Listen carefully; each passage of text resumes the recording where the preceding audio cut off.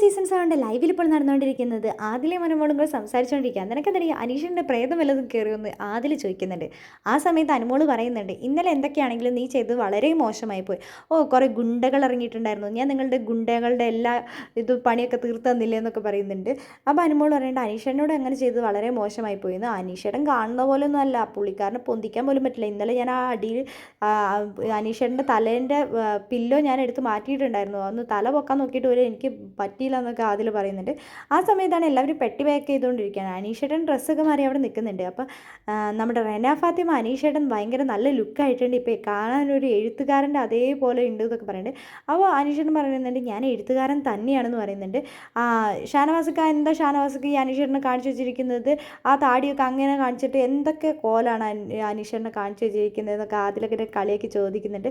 അനീഷേട്ടൻ എങ്ങനെ നല്ല സുന്ദരനായിരുന്നു അനീഷേട്ടനാണ്, ഇപ്പോൾ കോളാക്കി വെച്ചിട്ടുണ്ടല്ലോ ഈ ഷാനവാസ് കലയിൽ അങ്ങനെയാണെന്നൊക്കെ ആദില പറയുന്നുണ്ട്.